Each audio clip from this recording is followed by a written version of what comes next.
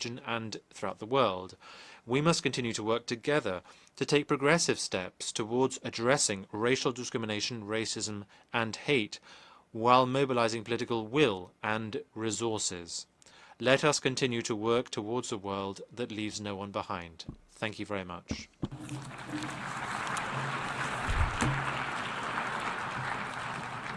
I thank the distinguished representative of Cuba, speaking on behalf of the Latin American and Caribbean states. I give the floor to the distinguished representative of the United Kingdom, who will speak on behalf of the Western European and other states.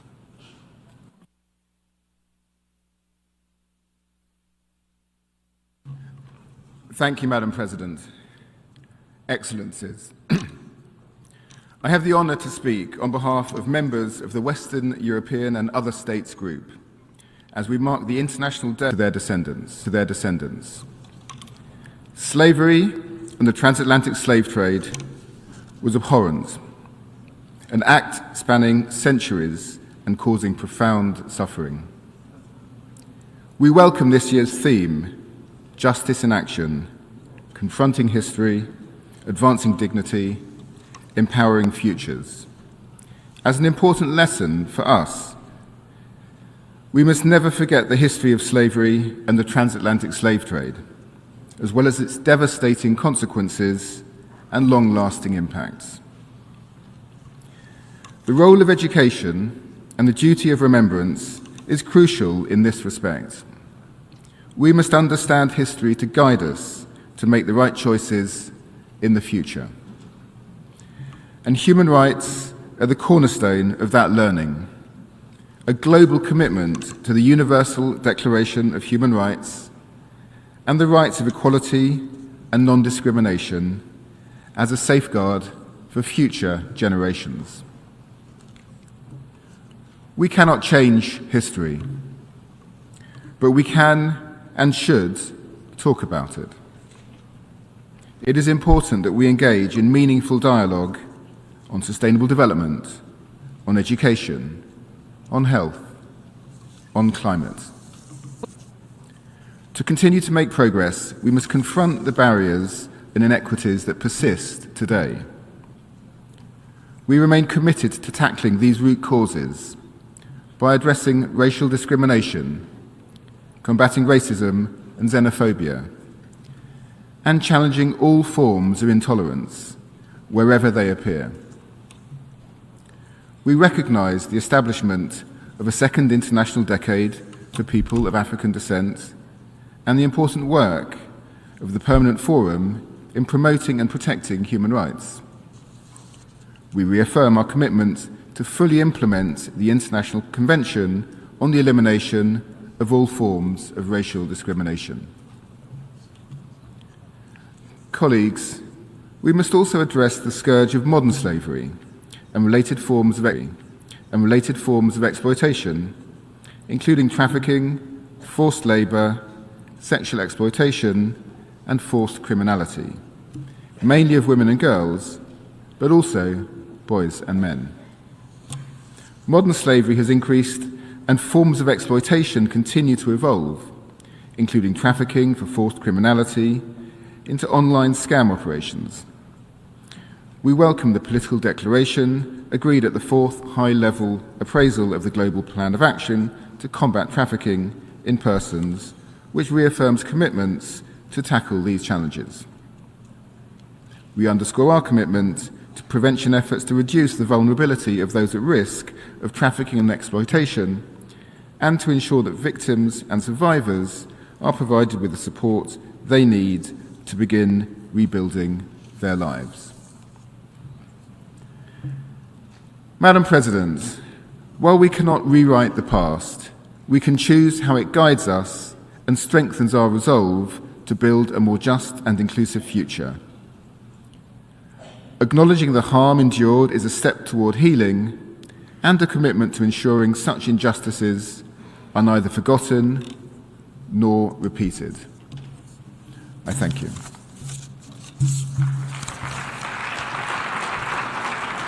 I thank the distinguished representative of the United Kingdom, speaking on behalf of the Western European and other states. I would like to inform the Assembly, as I said before, that we have received requests from additional member states to speak in this commemorative meeting, yet the speaking list has been closed. As the next speaker, I give the floor to His Excellency Khalilur Rahman, Minister for Foreign Affairs of Bangladesh.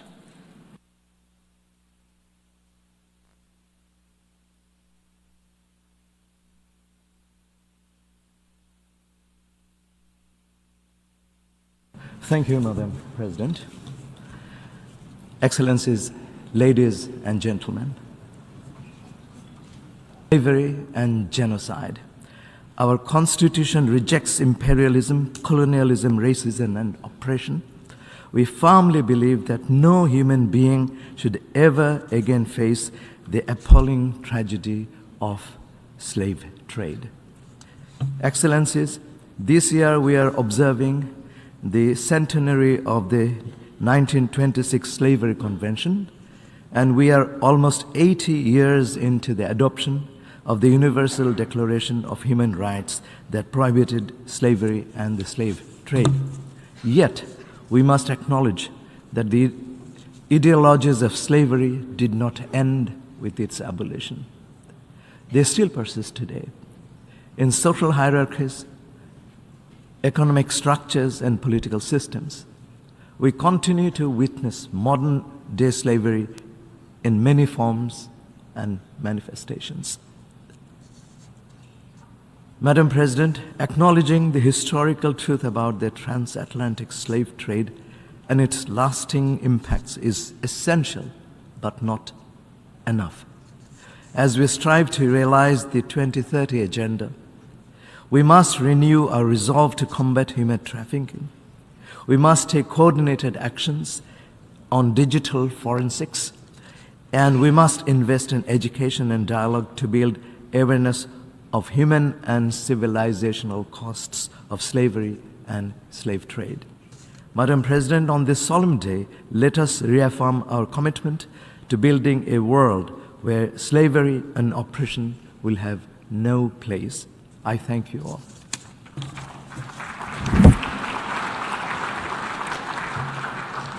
I thank the distinguished representative and Minister for Foreign Affairs of Bangladesh. I now give the floor to the next speaker, Trinidad and Tobago, on behalf of the Caribbean community.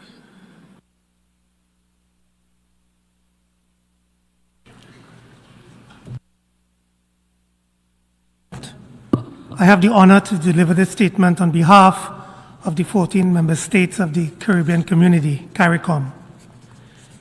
We express and thank you as President, and also thank the high-level speakers for their contributions this morning, and further take this opportunity to recognize Ms. Esther Phillips, first Poet Laureate of Barbados, a daughter of our own region. We acknowledge the presence of His Excellency John Dramani Mahama, President of the Republic of Ghana, and we commend the Ghanaian gentlemen of the media. Just hours into the outbreak of the war in the Middle East, I warn that the fighting risks triggering a chain reaction that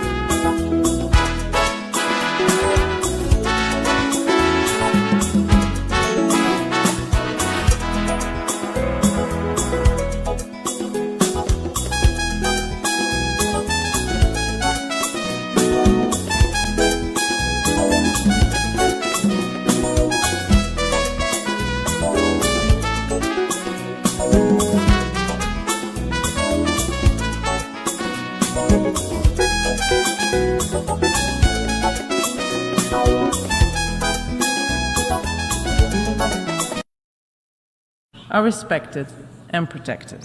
I thank you. I thank the distinguished representative of the European Union on behalf of the EU and its member states. I now give the floor to the distinguished representative of Burkina Faso on behalf of the Confederation of States Sahel.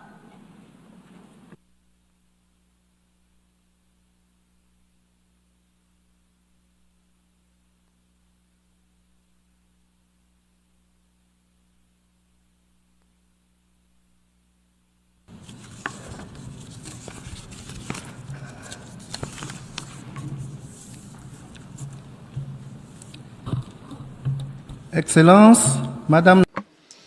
Your Excellency, Madam President of the General Assembly, Your Excellency John Dramani Mahama, President of the Republic of Ghana, Secretary General, ladies and gentlemen, I have the honor to deliver this statement on behalf of the member countries of the Confederation of States of Sahel, namely Mali, Niger, and Burkina Faso. On this day of commemoration of the abolition of slavery and the transatlantic slave trade, the member countries of the Confederation bow with respect before the memory of all of the innocent people who suffered unjustly from these abhorrent acts. It is deeply regrettable that societies calling themselves civilized deemed it normal at a certain point in their history to systematically reduce other human beings to the status of things, to torture them, to sell them, to deprive them of all dignity, and to deny them their humanity. Today's ceremony must not be limited to simply honoring the memory of the more than 10 million Africans who were deported and enslaved in inhumane and degrading conditions. It must also serve as an opportunity for us to identify the responsibility for the harm done to Africa and to humanity as a whole, and to affirm a strong collective commitment to act for justice so that such atrocities refer to suffocate the truth about these macabre events. At the time when a series of measures are brought into being to recall and commemorate other human tragedies, sometimes of far lesser magnitude, the Confederation of Sahel States believes, on the contrary, that the truth must be brought to light and the reparations must be pursued. And the current context calls for this as certain nations continue to treat Africa as a private domain to the point where their parliamentarians, like the slavers of yesterday who decided on the fate of millions of Africans, now presume to legislate on the internal affairs of the sister country, the Republic of Niger. The Confederation condemns the pseudo-humanistic and Niger. The Confederation condemns the pseudo-humanistic and neo-colonialist posture, which reflects a logic of mercantilist and imperialist exploitation of the continent. Indeed, there is a common thread between the slavery and transatlantic trade of the past and the terrorism plaguing the Sahel today, namely in the enrichment of colonial and imperial powers on one side and the impoverishment and the fragmentation of Africa on the other. In the past, these powers built their economies by draining Africa of its human labor. Today's African natural resources are being plundered using strategies of terror, and endless conflict. And this is done through terrorist mercenaries and other criminal armed groups that are financed and instrumentalized. Madam President, faced with the reflexes of these slave trading and imperialist states that refuse to accept the emancipation of the peoples of the Sahel and of Africa, the Confederation of Sahel States remains committed to supporting any initiative aimed at restoring the dignity of African peoples, including through reparations. We therefore welcome and fully support the initiative of the African Union to adopt a resolution which categorizes slavery and the transatlantic slave trade as the gravest crime against humanity. We also take this opportunity to thank Ghana for so eloquently voicing the continent's position on this question, and we express our deep gratitude to His Excellency John Dramani Mahama, President of Ghana. I thank you.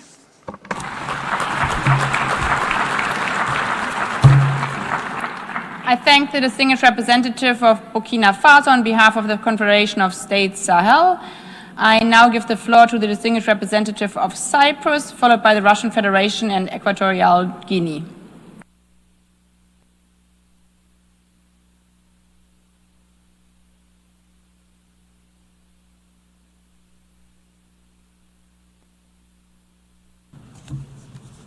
Thank you, Madam President, Excellencies, ladies and gentlemen.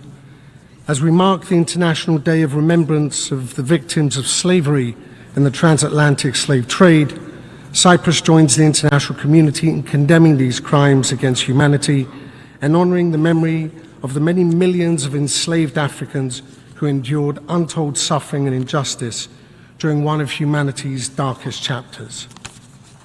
For the millions of Africans who survived the abhorrent conditions of captivity before their journey and the horrific conditions of the Middle Passage, a life of degrading treatment, servitude, physical and sexual violence awaited. Slavery and the transatlantic slave trade continue to stand as one of the gravest atrocities in human history and a profound violation of human rights, stripping individuals of their freedom and of their humanity. For Cyprus, a country at the crossroads of continents and civilizations, remembrance carries a particular resonance. Our history, too, has been shaped by colonialism, division, displacement, and the denial of fundamental rights. While the transatlantic slave trade belongs to a different historical and geographical context, its legacy of dehumanization, inequality, and injustice is a reminder that respect for human dignity must never be taken for granted. This legacy can also be found in the entrenched systems of discrimination set up during slavery, but whose consequences undeniably persist to this day.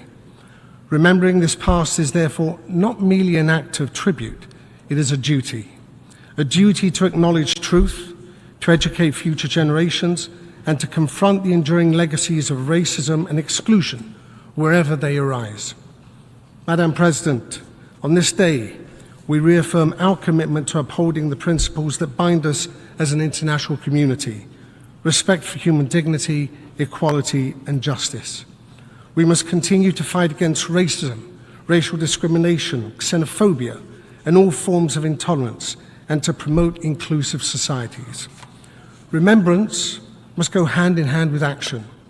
By preserving historical memory and strengthening our collective resolve, we can ensure that the suffering endured by millions is neither forgotten nor repeated. Let us honor the victims of slavery and the transatlantic slave trade, not just with words, but with a renewed commitment to building a future where the rights and dignity of every person are fully protected and respected. I thank you. I thank the distinguished representative of Cyprus. I now give the floor to the distinguished representative of the Russian Federation.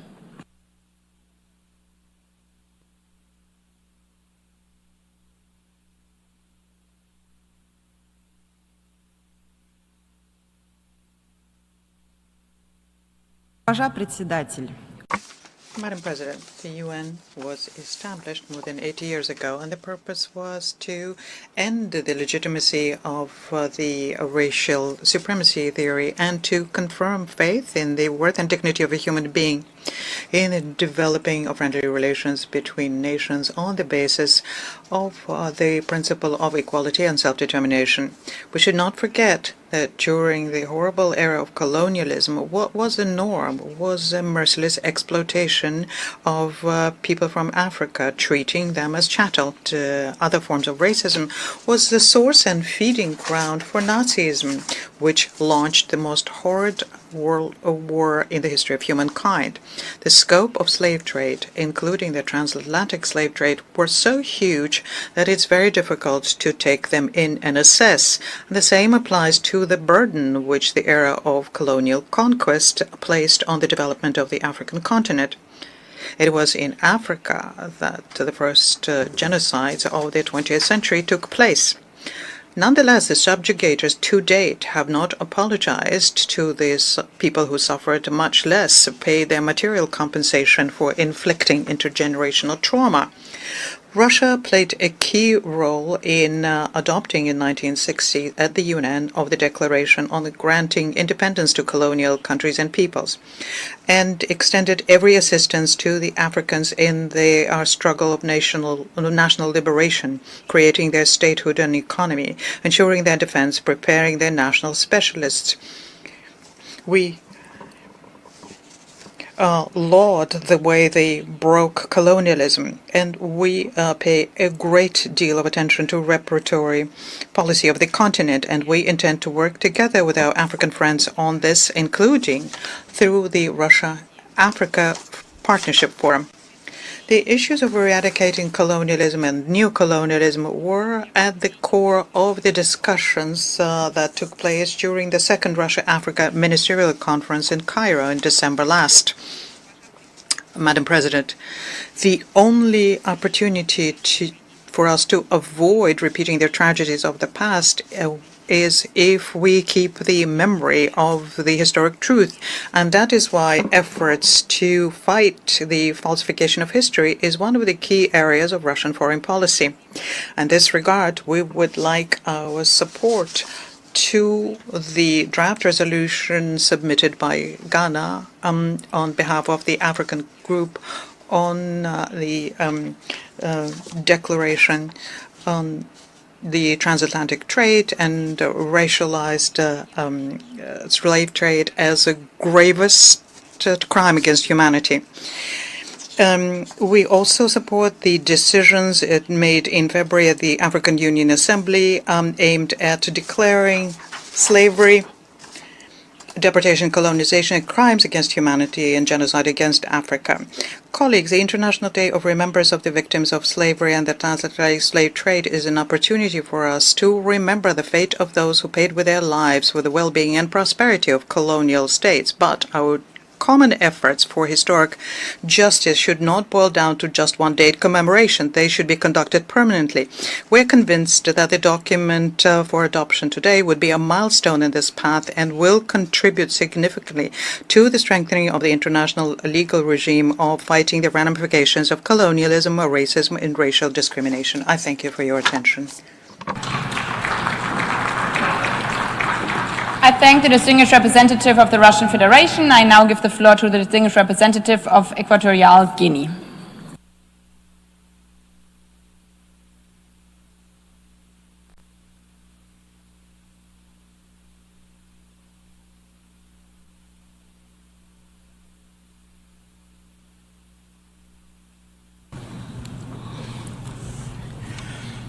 Excelentísima señora. Your Excellency, Madam Annalena Baerbock, President of the 80th Session of the General Assembly. Secretary General, Your Excellencies, ladies and gentlemen.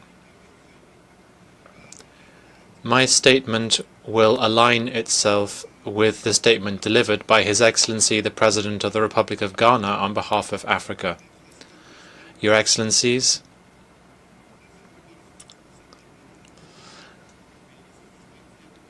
President of Ghana, we would like to welcome you to New York and thank you for your statement on behalf of Equatorial Guinea. We would like to express to you making to ensure that the international community and this General Assembly can finally acknowledge this issue and adopt a declaration on the matter of slavery and the transatlantic slave trade, and say that it is the most serious crime against humanity. Indeed, President, according to UNESCO, between 15 and 20 million Africans were kidnapped and transported against their will from Africa towards North, Central and South America for some 400 years. Many died during their voyage. This widespread deportation effort and the subsequent effects has been considered to be one of the most heinous violations of human rights in the history of humanity. In adopting this declaration and through the relevant resolution, it will now be considered to be the most serious crime against humanity. The effects of this horrendous crime on persons of African descent around the world. Madam President, recognizing the past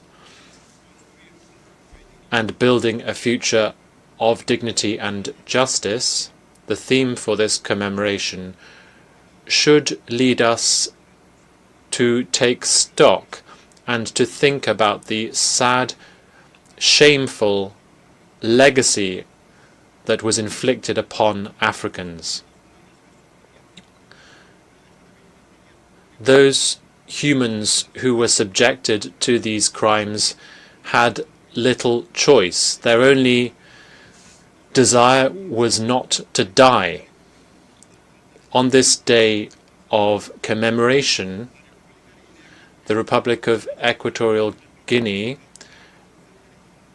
pays tribute to the some 5 million black women and men who were lost in the context of slavery. We pay tribute to all of those valiant fighters from many countries, Jamaica, Haiti, Peru, and the entire diaspora who were affected by these heinous crimes. Madam President, I would like to pay tribute to all of those who were able to build a memorial to honor the memory of those who perished in the context of the transatlantic slave trade, to honor all of those who paid with their lives. The President of Equatorial Guinea has also made a significant contribution to these memorial efforts.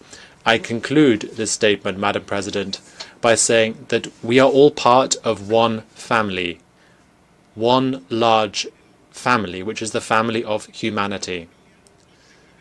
Within this family, there can be no place for discriminatory treatment against anyone.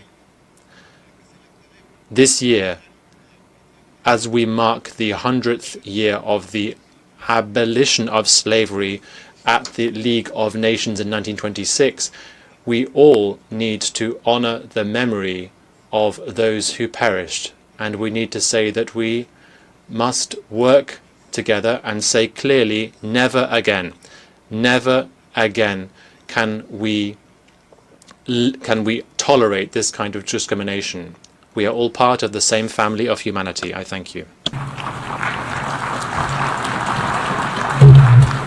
I thank the distinguished representative of Equatorial Guinea.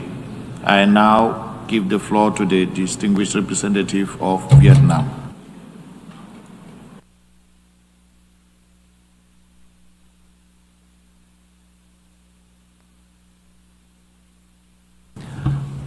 Madam President, Excellencies, Vietnam aligns itself with the statement delivered by Lebanon on behalf of the Asia-Pacific Group and wishes to make the following remarks in its national capacity. Today, we honor the memory of the millions of victims of slavery and the transatlantic slave trade, one of the darkest chapters in human history. In 2008, in various forms across societies today. We stand in solidarity with Africans and people of African descent. Of our own history were also marked by profound suffering, loss, and the denial of fundamental rights under brutal colonialism.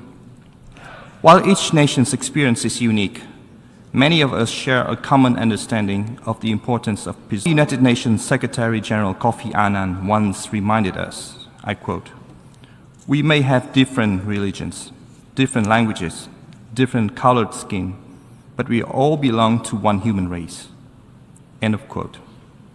This simple yet powerful truth calls upon us to act with empathy, solidarity, and a shared sense of responsibility. Translate remembrance into meaningful action. Justice is not only about reckoning with history, it is about the choices we make today. To that end, we must uphold international human rights framework, including the Universal Declaration, also invest in education, promote dialogue and cooperation, and address the lasting consequences of slavery and the slave trade, including through resolute efforts to combat racism and discrimination in all its forms. Honoring the past must guide us towards what's realized, and such tragedies are never repeated. I thank you. The floor to the distinguished representative of the Bolivian Republic of Venezuela.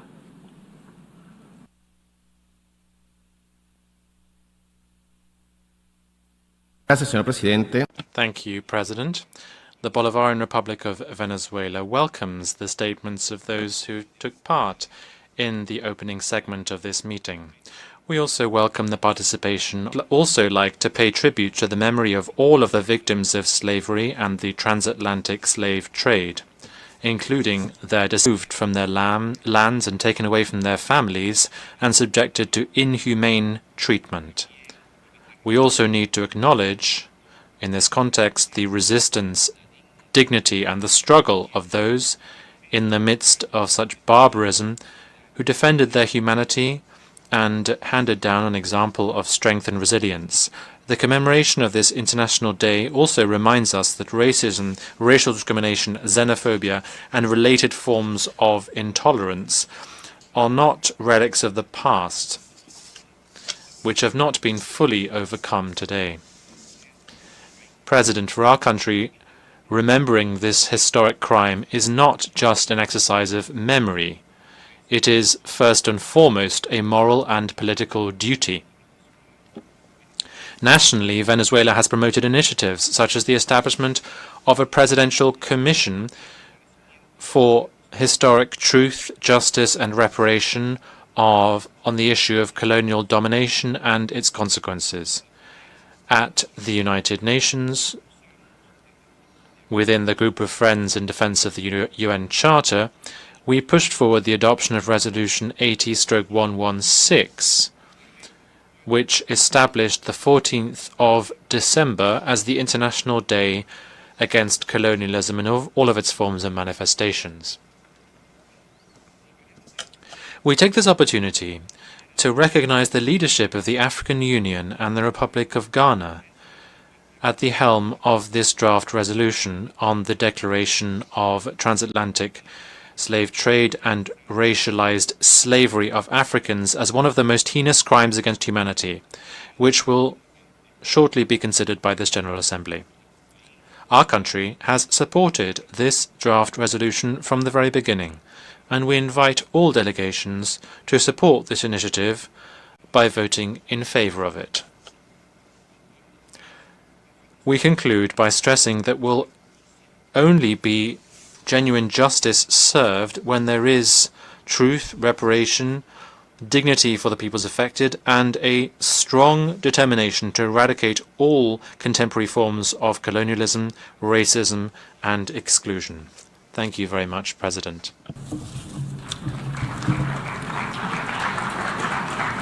I thank the distinguished representative of the Bolivarian Republic of Venezuela. I now give the floor to the distinguished representative of France.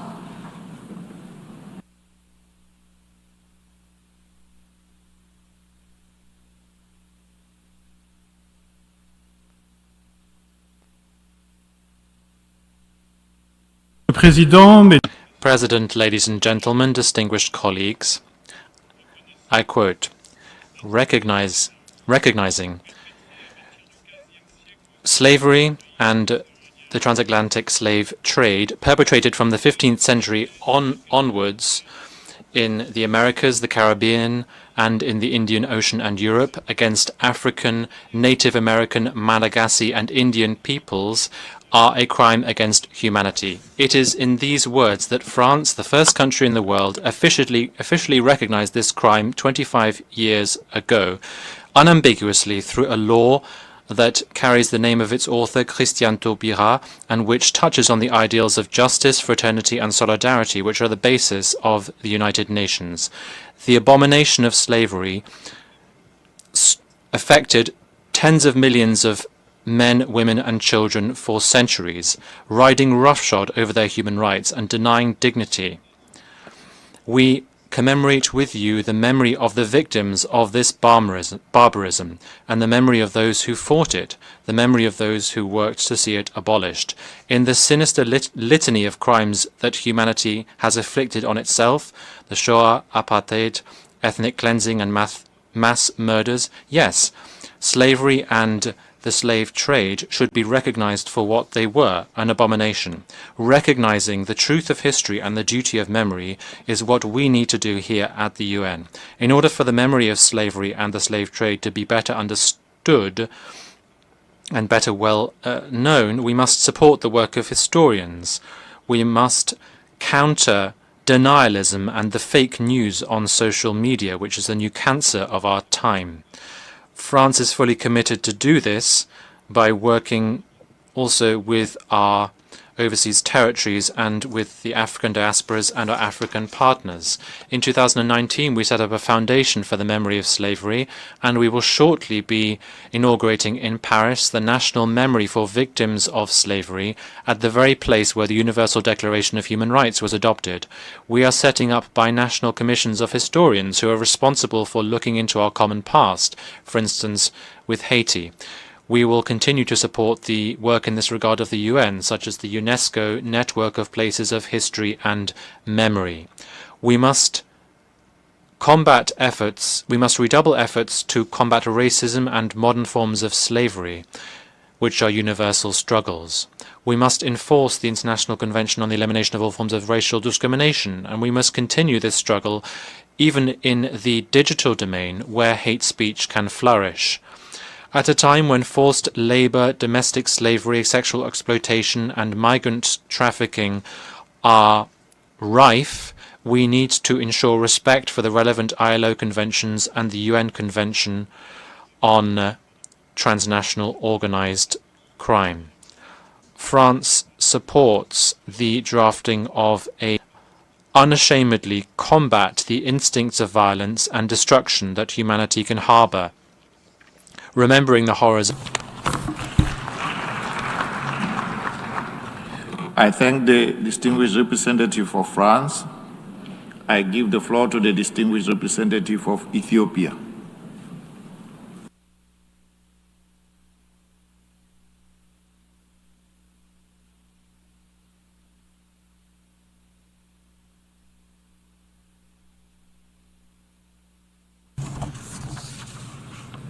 Thank you, Mr. President, Excellencies, distinguished delegates.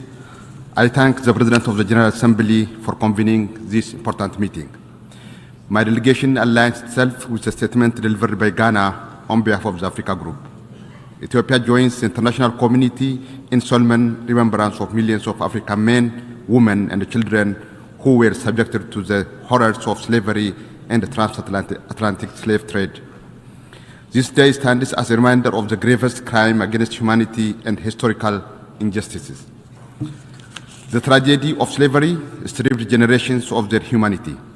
The transatlantic slave trade and colonialism represent two of history's most extensive crimes against humanity, leaving legacies that continue to adversely influence Africa's contemporary socio-economic landscape and development trajectory.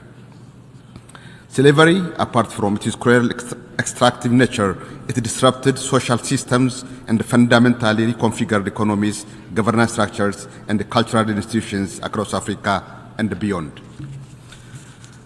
As we reflect on this painful chapter, we underscore the importance of education, truth-telling, and the preservation of historical memory.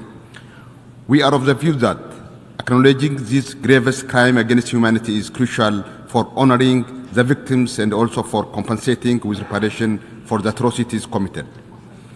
Addressing the structural and historical roots of inequality, including the socio-economic consequences that continue to affect people of Africa and African descent particularly, is important.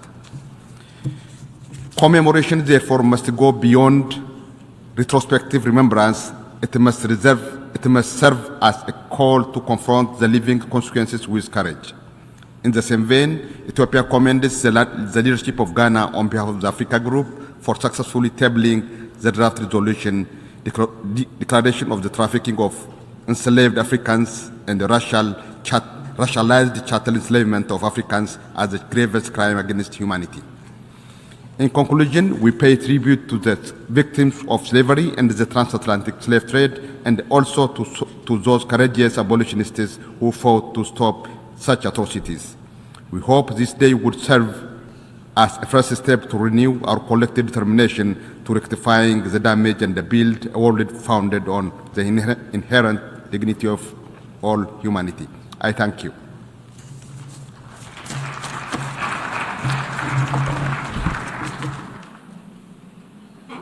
I thank the distinguished representative of Ethiopia. I now give the floor to the distinguished representative of Guinea.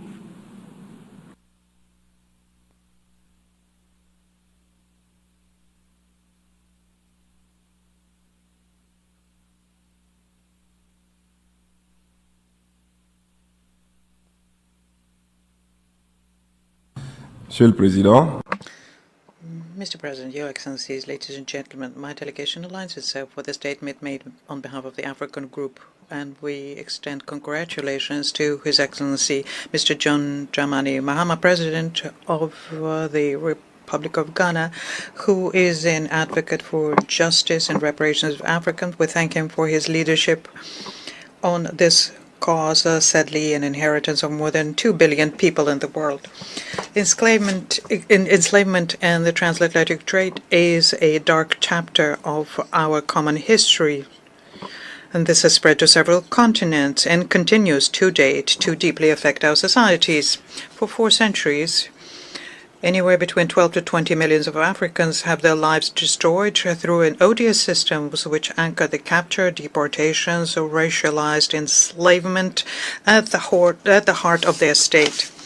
In the history of humanity, no crime has accumulated at the same time the same number of victims, duration, commodification, dehumanization, as was done by slavery and transatlantic trade. No crime produced consequences which were as lasting, in particular, the large-scale destruction of African societies, enshrining racialized inequalities, which unfortunately continue to be the structure of many ways of thinking, including in international relations.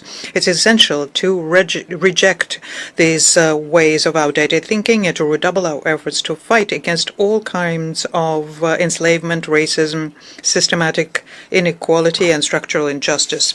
Mr. President, on this day of remembrance, it is our duty to reaffirm our collective commitment to intensify our efforts to recognize the historic truth and to undertake measures to provide reparations for crimes.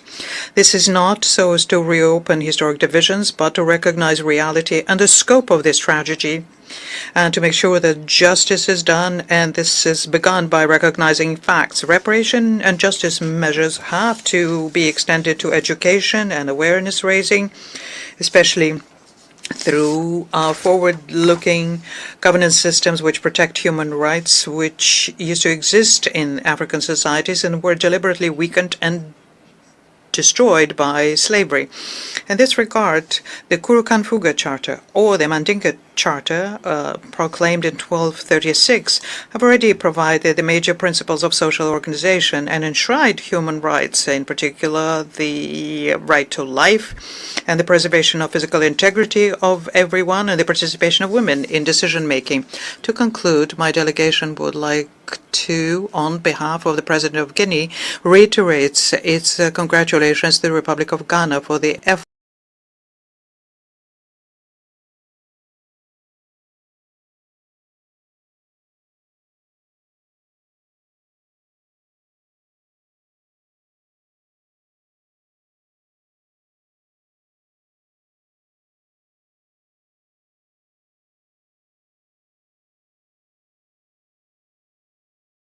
which I thank the distinguished representative of Guinea. I now give the floor to the distinguished representative of Colombia.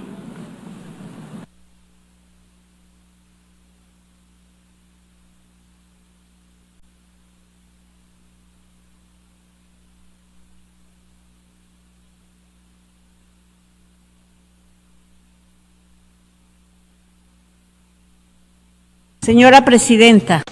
President, Colombia thanks you for convening this plenary session commemorating the International Day to commemorate the victims of slavery and the transatlantic slave trade.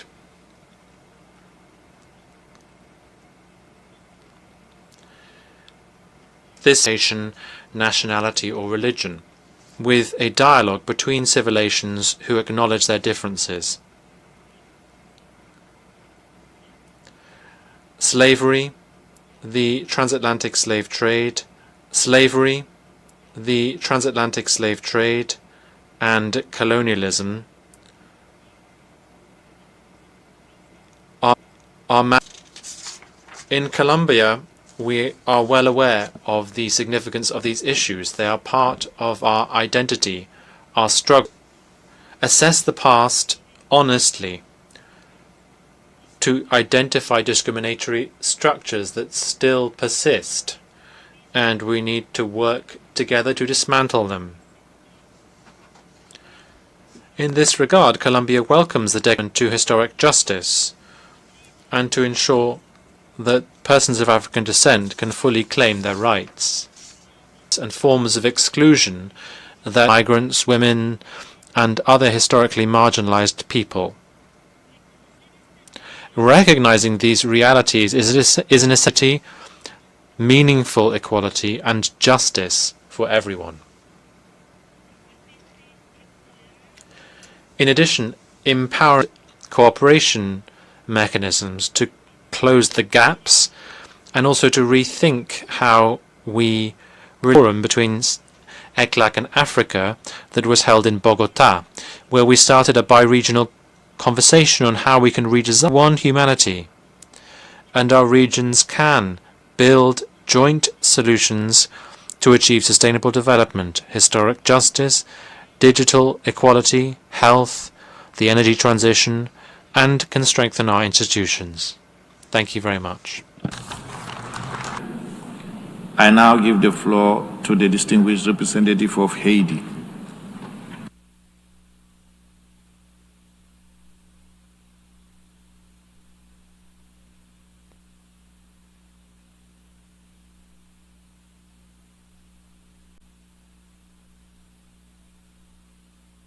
State.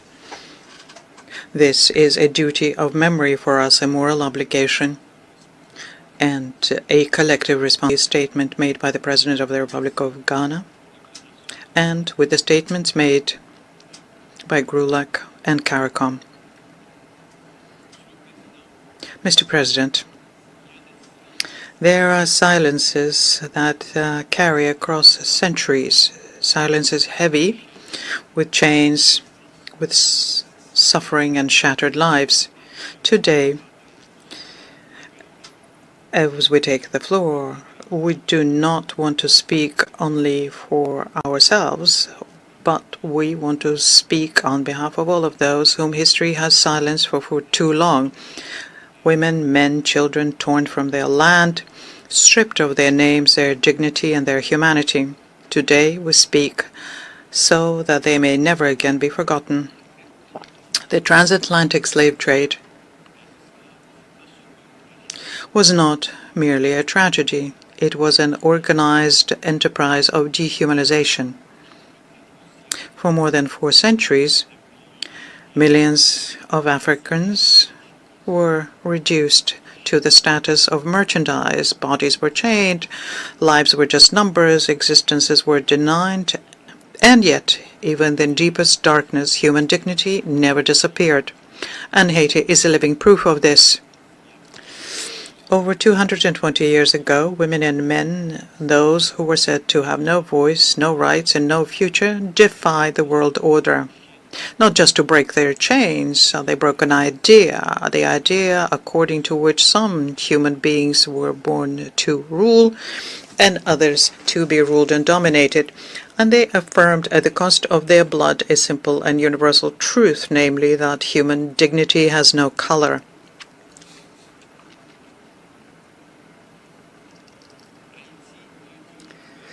And Haiti says today very clearly that our fight against racism cannot be candid and sincere unless it's accompanied by justice.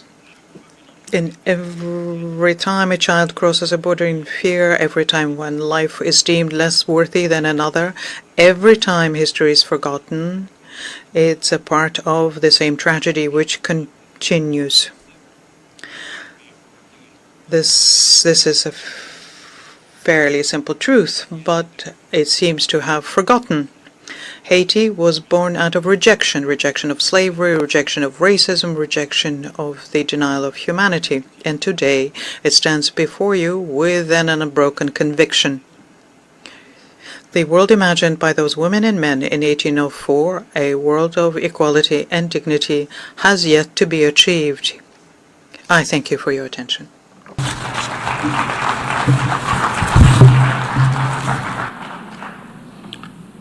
I thank the distinguished representative of Haiti. I now give the floor to the distinguished representative of Namibia.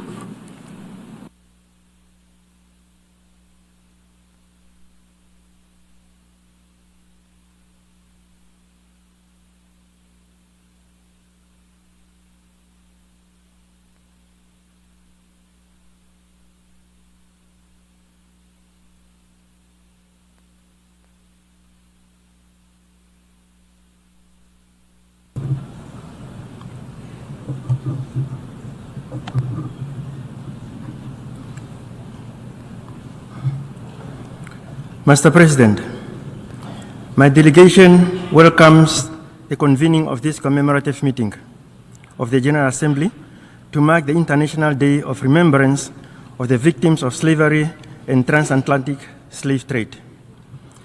Namibia aligns itself with the statement delivered by His Excellency John Dramani Mahama, President of the Republic of Ghana and African Union champion on advancing the cause of justice and the payment of reparations to Africans on behalf of the African states.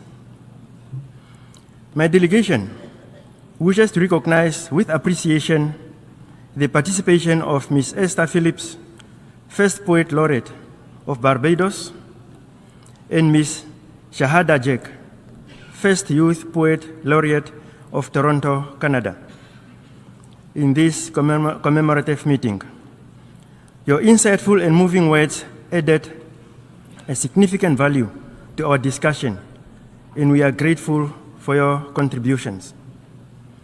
Mr. President, my delegation commends Ghana for its courage and leadership in advancing our shared commitment to addressing historical injustices committed against Africans and the people of African descent through transatlantic enslavement, colonialism, and apartheid, as well as the inequities that persist in the international economic and political orders.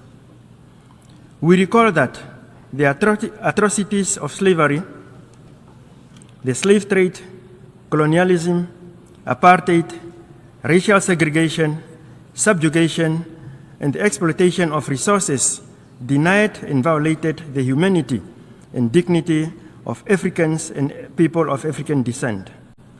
Their legacies are not confined to the past, as their social, economic, and cultural consequences continue to be experienced to this day. This year's commemoration is particularly significant due to the introduction of the resolution declaring the trafficking of enslaved Africans and racialized chattel enslavement of Africans as a gravest crime against humanity. This resolution offers the international community a collective moment of reflection on enduring legacies of slavery and affirms the African Union's commitment to reparatory justice, historical accountability, and healing of Africans and for the people of African descent. Excellencies, although the international community formally committed itself over a century ago to end slave trade, including through decolonization efforts and the codification of human rights, justice remains incomplete. In particular, gaps persist in legal accountability for colonial wrongs and in addressing the transgenerational social, economic, and cultural harm inflicted on our peoples, communities, and countries. This resolution, therefore, represents an important multilateral step in advancing truth, remembrance, learning, and collective moral responsibility, while keeping open pathways for continued dialogue on reparatory justice. I thank you.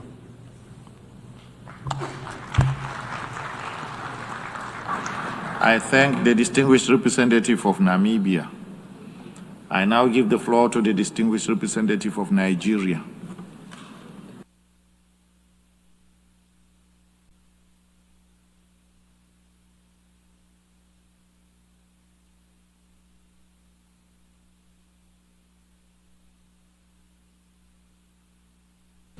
Mr. President, Excellencies, distinguished delegates, Nigeria aligns itself with the statement delivered by His Excellency John Dramani Mahama, President of the Republic of Ghana, on behalf of the African Group and for his leadership in the discourse on this important issue, and in our national capacity underscore the historic importance of this event. We join the global community in the spirit of profound solemnity to honor the memory of the millions of African men, women, children who were victims of the transatlantic slave trade. This was not merely a dark chapter in history, it was a 400-year crime against humanity that fundamentally altered the trajectory of the African continent and the modern world. For Nigeria, this remembrance is personal. The shores from which our ancestors were taken are not merely geographical or geographic markers, they are sacred sites of memory, resilience, and unfinished justice. Confronting history requires history. The transatlantic slave trade was a systemic engine of exploitation to foil the industrial and economic rise of distant shores. Nigeria therefore maintains that true justice begins with a global curriculum that accurately reflects this history, ensuring that the roots of systemic racism and prejudices are identified and dismantled at their sources. Mr. President, advancing dignity is at the heart of our collective responsibility. As we navigate the international decade for people of African descent, we must recognize that the broken bones of slavery have manifested in modern society in systemic marginalization and racial profiling. Therefore, combating modern slavery is essential by eradicating contemporary forms of servitude, including human trafficking, which continue to stain our global conscience. Nigeria stands in solidarity with the people of African descent and calls on all member states to support the resolution to be tabled today. Supporting and voting in favor of this resolution is a roll call of conscience reflecting where member states stand in confronting racism and advancing the reconciliation of historical injustices. Mr. President, in conclusion, we should not let this day end in reflection alone, but it should mark a renewed resolve, a collective commitment to transform memory into action, injustice into equity, and pain into purpose.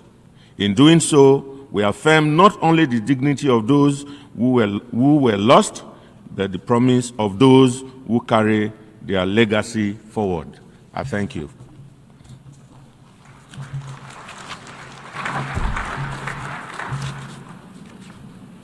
I thank the distinguished representative of Nigeria. I now give the floor to the observer of the observer state of the Holy See.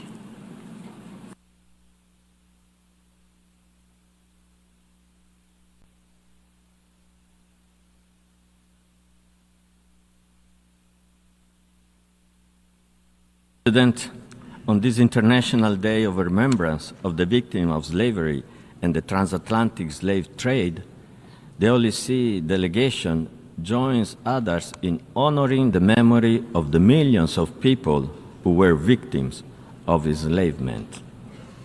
The Holy See unequivocally condemns slavery, including in its modern forms.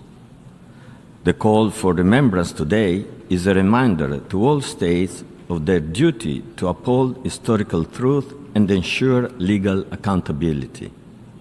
As Pope Leo stated, since apostolic times, the Church has seen the liberation of the oppressed as a sign of the kingdom of God.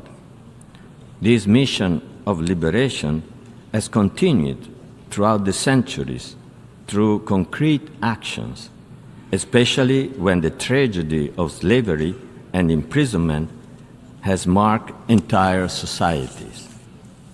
These convictions have been expressed in numerous papal documents. For example, as early as 1435, Pope Eugene IV condemned the enslavement of the inhabitants of the Canary Islands and excommunicated those who refused to free them. Subsequently, in 1888, Pope Leo XIII condemned slavery as contrary to the Christian values, recalling that God, having created man a reasonable being and after his own likeness, he wished that he should rule only over the brute creation and not be the master of man. Mr. President, the draft declaration under consideration contains a partial narrative which regrettably does not serve the cause of truth. Historical memory, when based on accurate and impartial historical information, together with education and awareness raising, plays a fundamental role in preventing the recurrence of such grave scourges of humanity. At the same time, it is important to reaffirm that under international law, modern slavery constitutes a crime against humanity when committed as a part of a widespread or systematic attack directed against a civilian population. Therefore, the Holy See reaffirms that no one should be held in slavery or servitude, as to conclude with the words of Pope Leo, who reminded us that the freedom that Christ gave us is not only interior, it manifests itself in history as love that cares for and frees us from every bond of slavery. Thank you. I thank the observer of the observer state of the Holy See. I now give the floor to the observer of the International Authority on Development.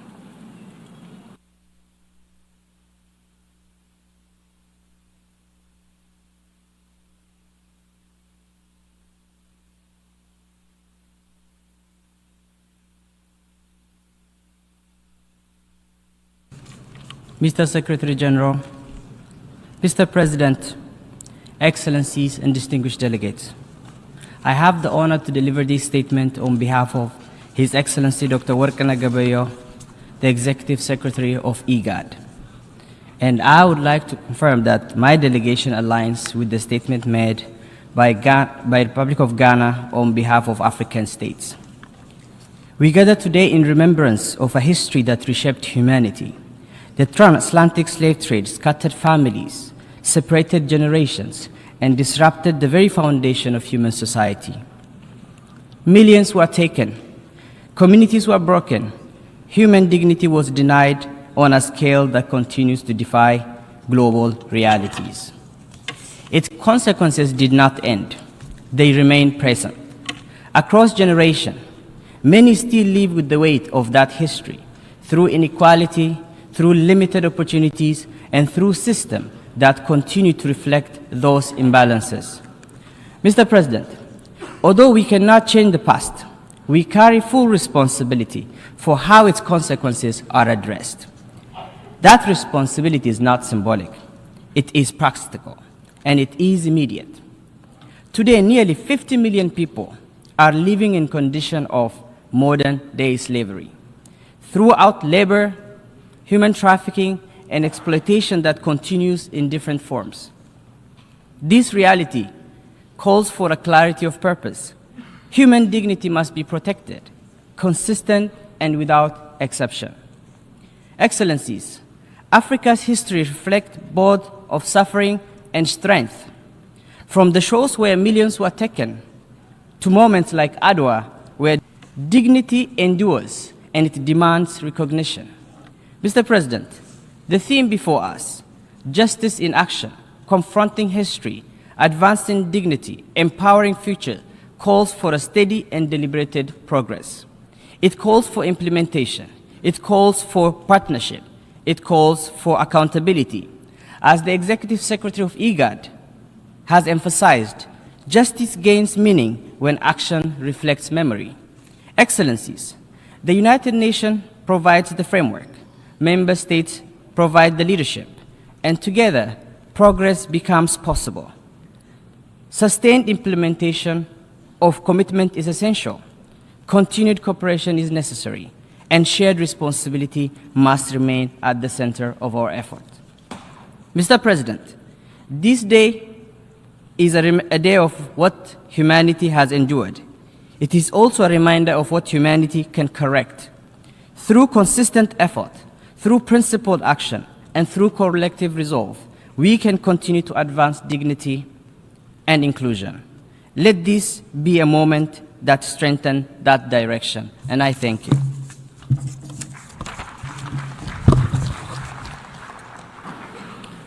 I thank the observer of the International Authority on Development. We have had the last speaker in this commemorative meeting. The Assembly has thus concluded its commemorative meeting to mark the International Day of Remembrance of the Victims of Slavery and Transatlantic Slave Trade. Action on the draft resolution submitted under this item will take place after the collection of the ballots for the appointment of members of the board of the 10-year framework of programs on sustainable consumption and production patterns. The Assembly has thus concluded this stage of its consideration of Agenda Item 119. The Assembly will consider Sub-Item 1 of Agenda Item 115 entitled Appointment of Members of the Board of the 10-year Framework of Programs on Sustainable Consumption and Production Patterns. Members will recall that the Assembly, by its Resolution 67/203 of 21 December 2012, decided to establish the 10-member board consisting of 2 members from each United Nations General Group, Regional Group. In its Decision 67/564 of 16 September 2013, the Assembly decided that regional groups shall be authorized to nominate new members of the board. Furthermore, by its Resolution 69/214 of 19 December 2014, the Assembly decided that the duration of subsequent terms for members of the board shall continue to be 2 years, starting on 16 September of every second year, and that the United Nations regional groups may nominate one of their existing 2 members of the board for 1 consecutive term, while ensuring that no member state is eligible to serve more than 2 consecutive terms, and taking into account the importance of ensuring continuity and rotation in the work of the board. Members will also recall that in its decision 78/418A of 13 August 2024, the Assembly decided that the 2-year term of the members of the board shall begin on 21 March 2024, the date of their appointment, taking into account Resolution 69/214 of 19 December 2014.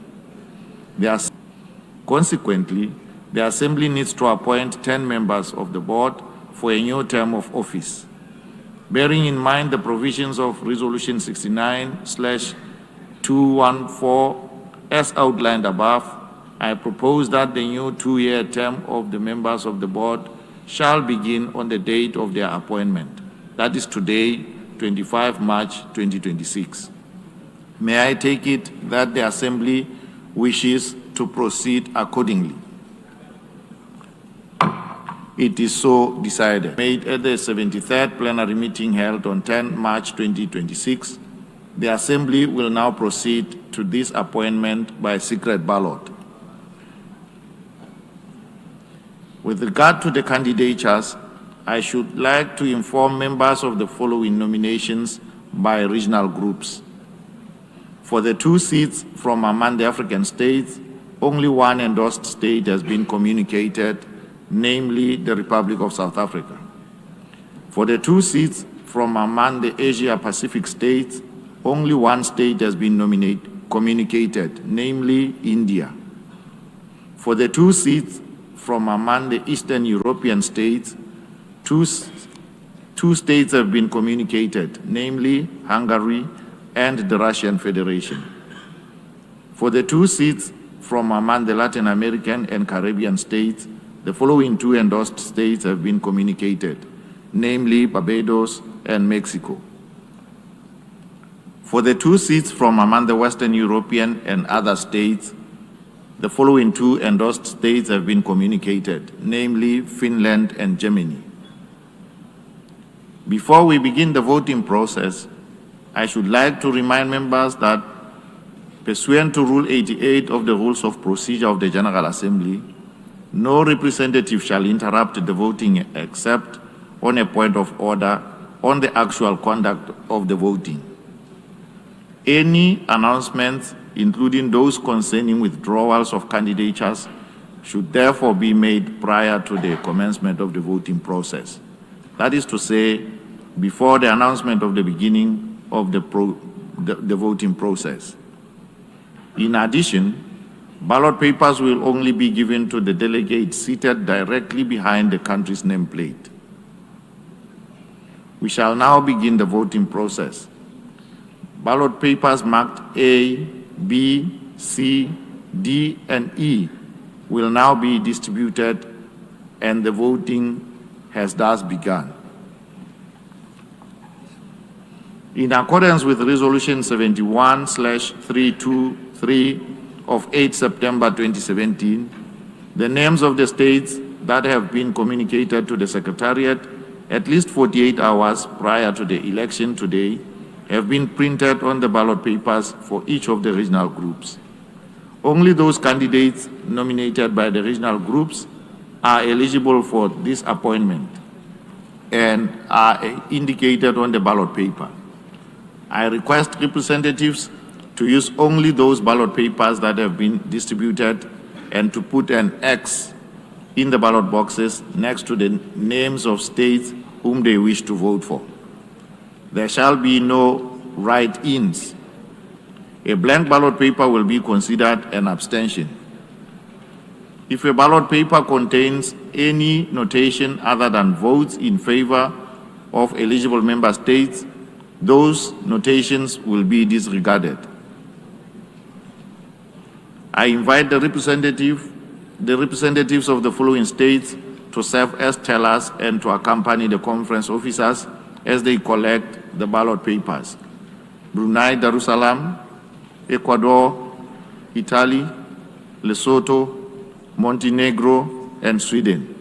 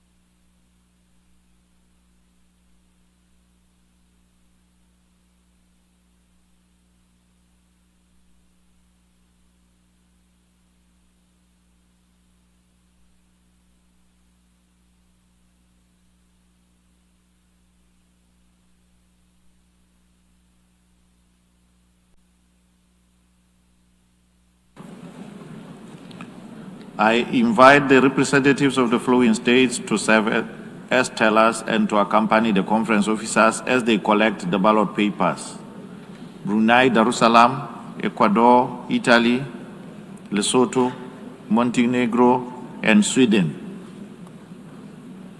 Please proceed to collect the ballot papers.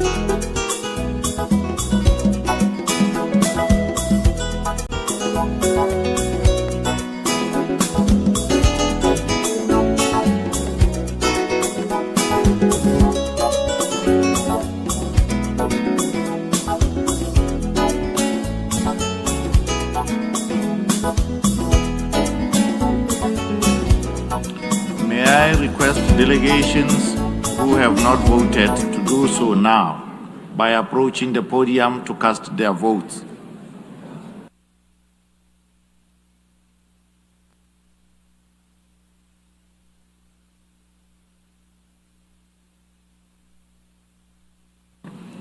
The voting is now closed. No more ballot papers will be accepted.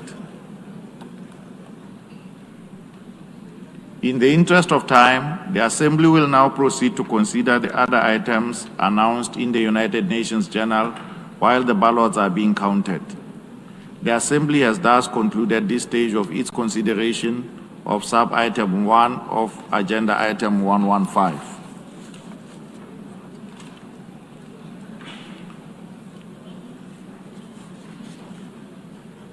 The Assembly will resume its consideration of Agenda Item 119 entitled Commemoration of the Abolition of Slavery and the Transatlantic Slave Trade to take action on a proposal announced in the journal.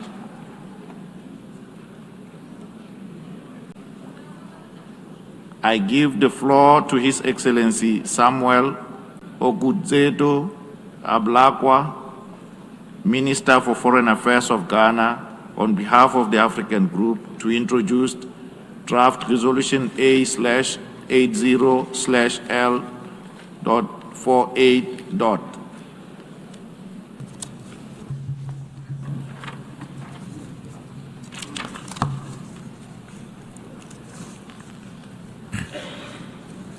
The President of the General Assembly,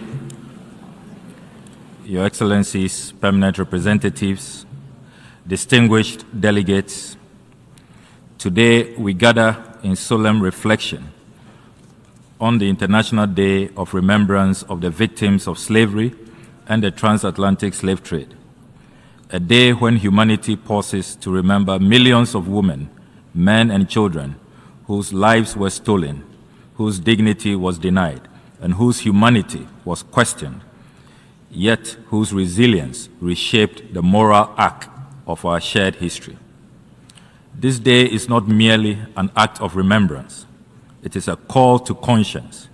It reminds us that memory without action risks becoming silent, and silence has never been the ally of justice. Your Excellencies, in September 2025, during the general debate of the 80th session of the United Nations General Assembly, the President of Ghana, His Excellency John Dramani Mahama, announced that Ghana will introduce a draft resolution entitled Declaration of the Trafficking of Enslaved Africans and Racialized Chattel Enslavement of Africans as the gravest crime against humanity. 6 months to this very day, I have the distinct honor to present this resolution to the General Assembly on behalf of the African Group. This resolution does not create legal hierarchies of crime, as some have wrongly suggested.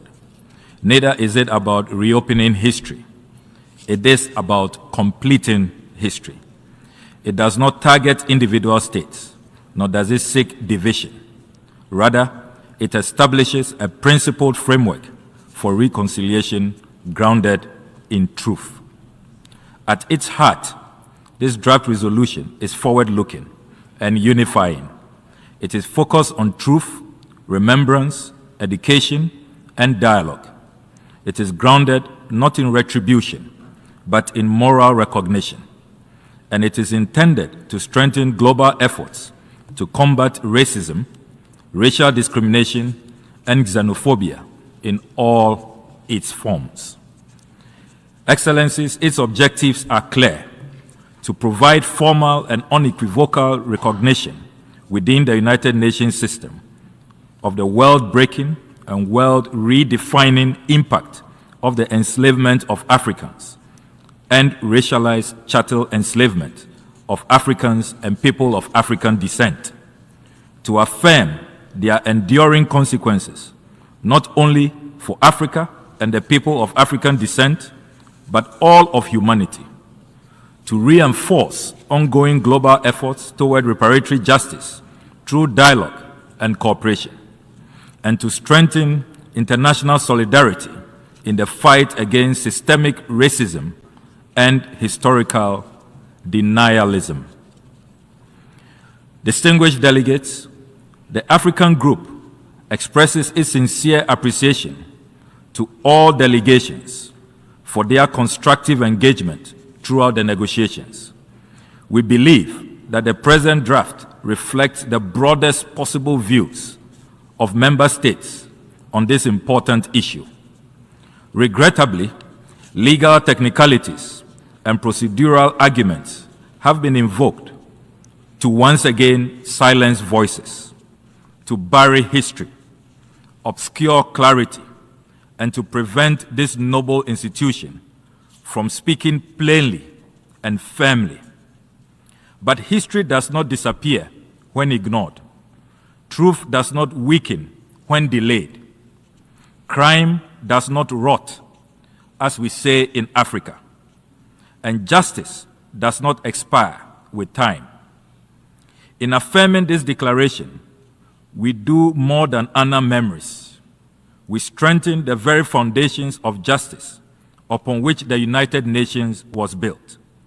We affirm that human dignity is indivisible, that suffering must be acknowledged, and that reconciliation begins with truth courageously spoken.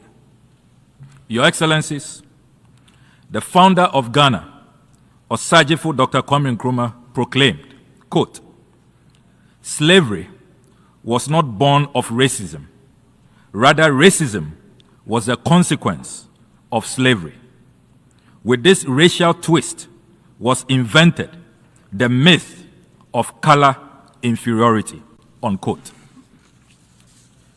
Your Excellencies, the generation that founded this organization emerged from the ashes of global tragedy and pledged that humanity would never again look away from crimes that shock the conscience of humankind. Today, we are called to uphold that promise. The African Group, our co-sponsors, CARICOM, CELAC, our broad coalition of people with good conscience, including the NAACP, the Congressional Black Caucus, members of Parliament in the House of Commons, and other places, are sending a very clear message. They are calling upon all member states to stand on the right side of history and in our shared humanity to vote in favor of this resolution, and in doing so, reaffirm not only the past we remember, but the future we seek to build together. A future of social justice, a future of equality, and a future of mutual respect for human life. I thank you very much, Your Excellencies.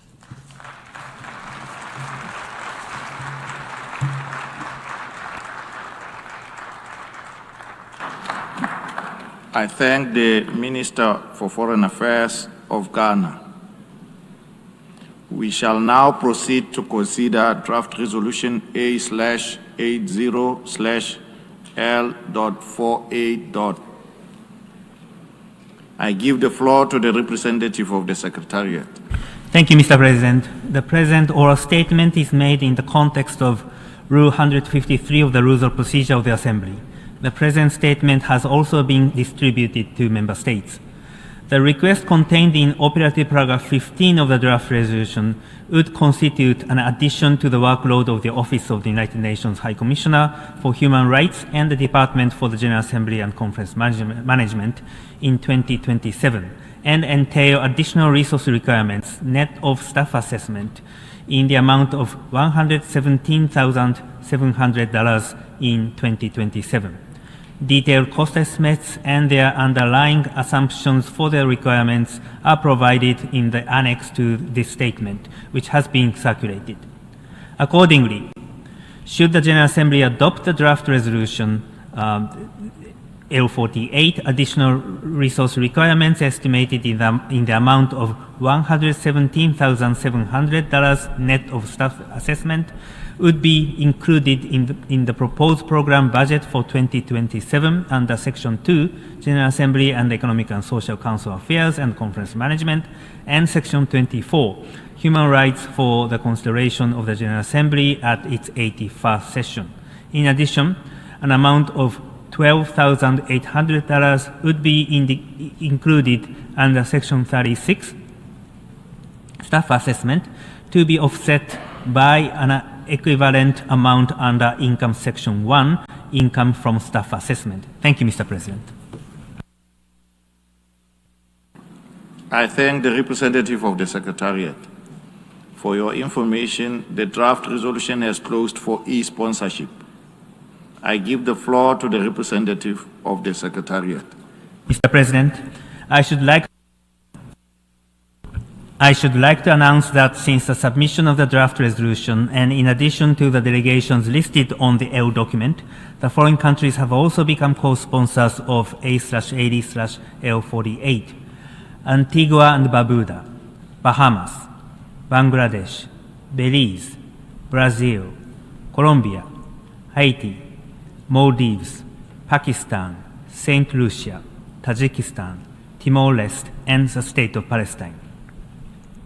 If any other countries wish to co-sponsor L48, please signify by pressing the microphone button now. I see Kyrgyzstan,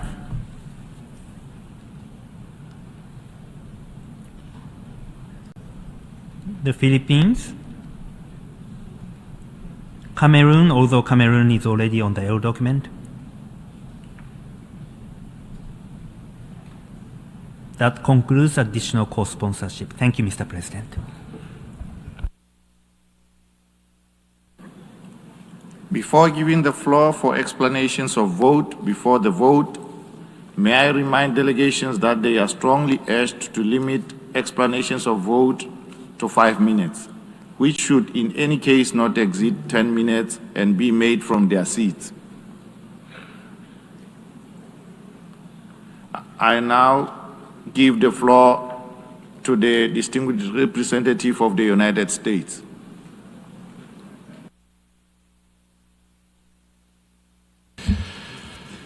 Thank you, Mr. Chairman. The United States remains steadfast in its opposition and condemnation of historic wrongs that resulted from the transatlantic slave trade, the trans-Saharan slave trade, and all other forms of slavery. We remain committed to the acknowledgement that these historical wrongs. Despite this, the United States observes that the text of this resolution remains highly problematic in countless respects. Consequently, the United States cannot support the adoption of this resolution. We regret that the United States must once again remind this body that the United Nations exists to maintain international peace and security. It was not founded to advance narrow, specific interests and agendas, to establish niche international days, or to create new costly meeting and reporting mandates. This resolution does all three. The United States has defined long-standing objectives to the framing of reparatory justice and the duty of reparation for historical wrongs. While we acknowledge the horrors of the past, we do not accept this resolution's assertion that historical facts from the 15th through 19th century constitute violations of jus cogens, as the term is understood in contemporary international law. The United States also does not recognize a legal right to reparations for historical wrongs that were not illegal under international law at the time they occurred. In addition to its obvious legal problems, this resolution is also unclear as to who the recipients of reparatory justice would be. The drafters and supporters of this resolution seem to believe it is them. The United States strongly objects to the cynical usage of historical wrongs as a leverage point in an attempt to reallocate modern resources to people and nations who are distantly related to the historical victims. As stated at the outset of these negotiations, the United States also strongly objects to the resolution's attempt to rank crimes against humanity in any type of hierarchy. The assertion that some crimes against humanity are less severe than others objectively diminishes the suffering of countless victims and survivors of other atrocities throughout history. This is not a competition. This attempted ranking is also simply incorrect as a matter of law. The United States would also like to express disappointment in the arbitrary historical perspective of the text. Trafficking in African slaves began long before the 15th century and sadly continued even after the 19th. These dates were clearly selected for political reasons rather than historical accuracy. All trafficking of enslaved Africans and racialized chattel enslavement of Africans deserve to be condemned, not merely the political expedient.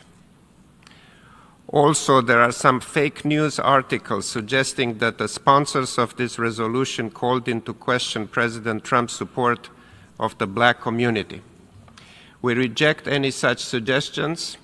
Indeed, President Trump has done more for black Americans than any other president and enjoyed historic support from the black community in the 2024 election. He is working tirelessly to deliver for them and make our country greater than ever.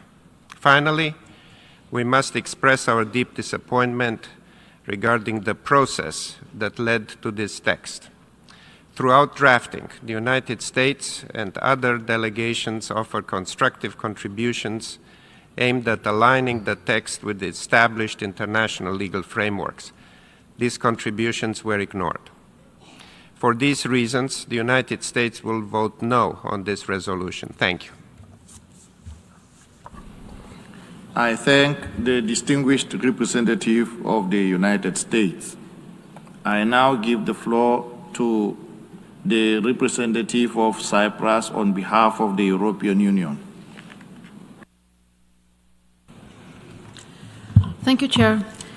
I have the honor to speak on behalf of the European Union and its member states. The candidate countries, North Macedonia, Montenegro, Albania, the Republic of Moldova, Bosnia and Herzegovina, as well as San Marino, align themselves with this statement.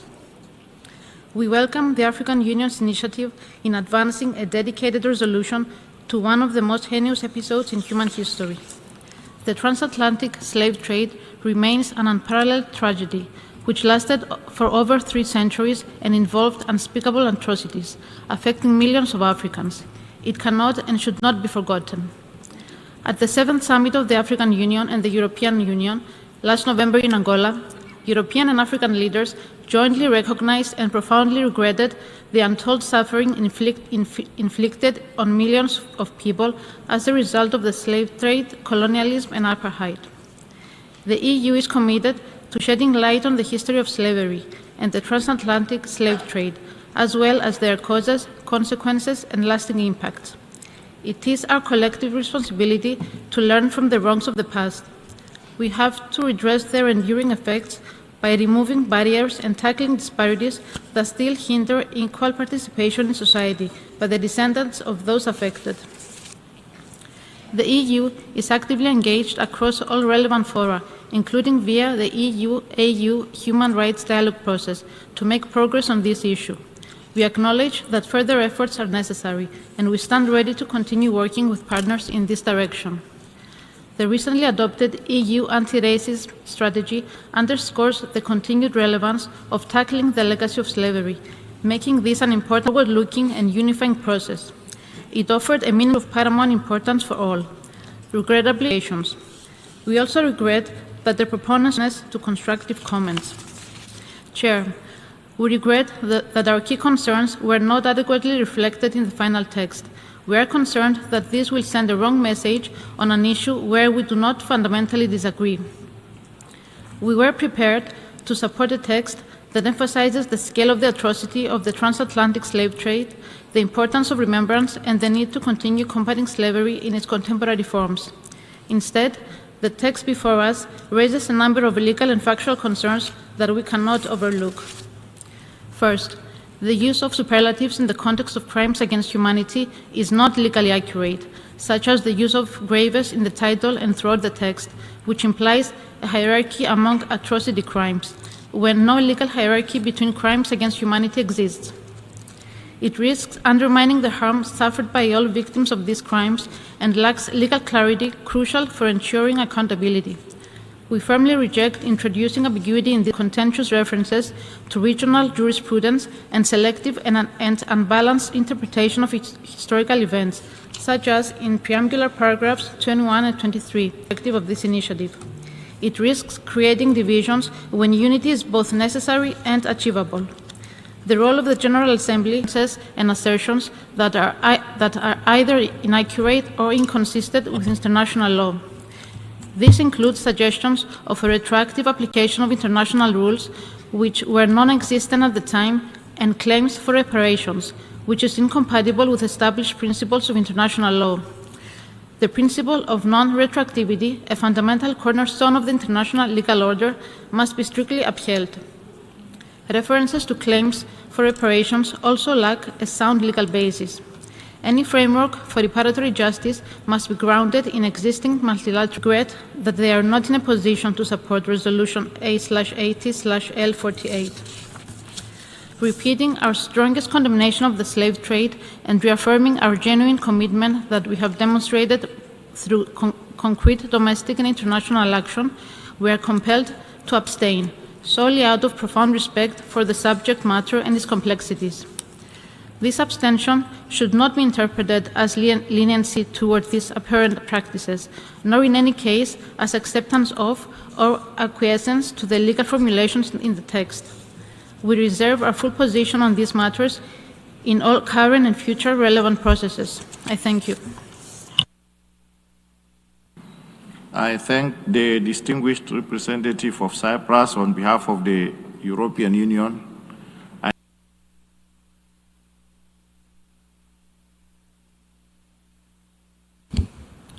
Señor Presidente.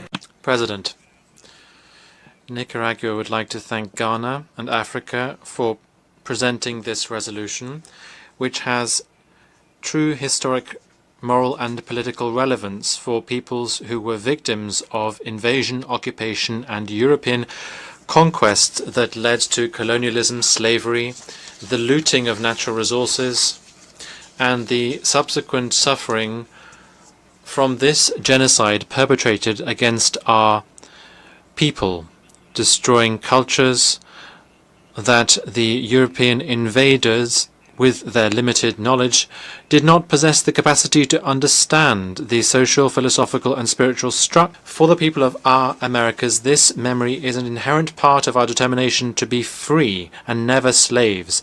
Nicaragua, in its struggle against colonialism, abolished slave trade of our African brothers and sisters, and racialized slavery were one of the most cruel up till today. In our continent, slavery, colonial violence, looting, the denial of dignity, and the denial of left deep-seated historic consequences that still remain today, even centuries later in our countries. Nicaragua therefore believes that this resolution should be understood in the broadest historic to colonialism and neocolonialism, and also the need to continue affirming people's rights to self-determination and to uphold their ancestral values. President, Nicaragua will vote in favor of the resolution as a result of its political, moral, and historical weight. We also note that Nicaragua is not party to the Rome, are we party to the ICC, and we don't recognize the jurisdiction of that court, and that is why we disassociate from PP27. We also and CARICOM have been working with the United Nations on this critical issue. We also would like to express our gratitude to those who struggled to see the abolition of slavery, to the Haitian people and their historic contribution from slavery and to reach independence in 1804. They abolished slavery and they showed the way for other countries. Decades later, Frederick Douglass said, and I quote, "If there is no struggle, there is no slavery, racism, and discrimination." And we make clear our commitments to historic truth, dignity of victims, and the need for the international rest and dignity, given the consequences and the legacy of slavery, the slave trade, and colonialism. Thank you. The distinguished representative for France.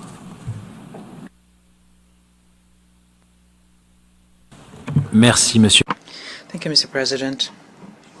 Mr. President, France would like to explain its vote. The abomination of slavery was active for centuries and impacted tens of millions of women, children, and men, undermining the very principle of human dignity. Given the tragedy that the transatlantic slave trade and slavery represented, we need to face this history and recognize its share of that truth, including refusing to forget that. And that is why for several decades we have been mobilizing itself to make sure that the memory of slavery, its victims and those who fought it be preserved through the law known by its drafter, Ms. Christiane Taubira, passed 25 years ago. We were the first country in the world to officially recognize and to do so strongly and without any ambiguity the fact that the trade and in the Indian Ocean and in Europe against the African, American, Indian, Malagasy and Indian populations was a crime against historians and strengthen our cultural and educational cooperation in this regard. In 2019, we created a foundation for the memory of slavery, which works to move forward the historic knowledge therein and to keep the memory of victims, those who fought for abolition, contributing to fight against racism and discrimination in our contemporary societies. Very soon, we will inaugurate the National Memorial to victims of slavery in Paris, at the very place where the Universal, as was done by our partners of the European Union. France will abstain on voting on the text because we think that the resolution proposed gives rise to a number of difficulties under international law. We refer you in this regard to the declaration that has just been made on behalf of by the European Union and its member states. We regret also the fact that this resolution seems to establish a hierarchy amongst crimes against humanity. This gives rise to serious legal difficulties. In addition to that, it runs the risk of creating a competition against historic tragedies which should not be compared. And what is done, it's done to the detriment of the memory of victims.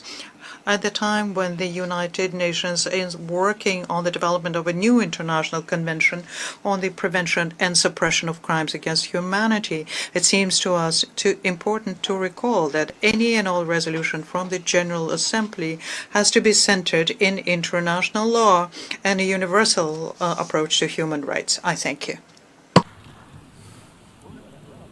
I thank the distinguished representative of France.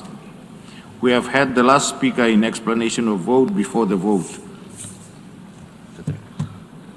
The Assembly will now take a decision on draft resolution A/80/L48 entitled Declaration of the Trafficking of Enslaved Africans and Racialized chattel enslavement of Africans as a gravest crime against humanity.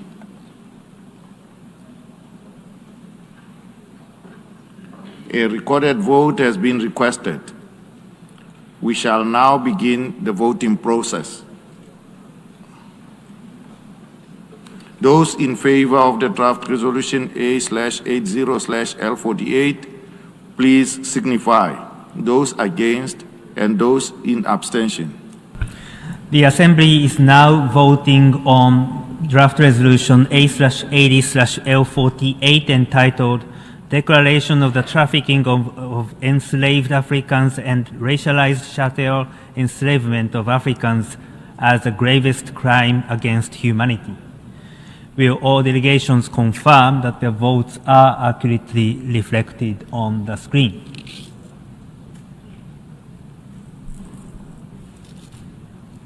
The voting has been completed. Please lock the machine.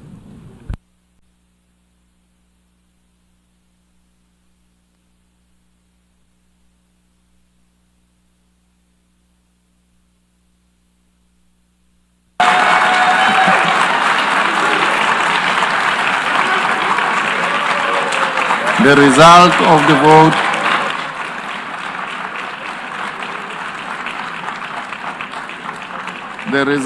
the vote is as follows. In favor, 123, against 3, abstentions 52. Therefore, draft resolution A/80/L48 is adopted.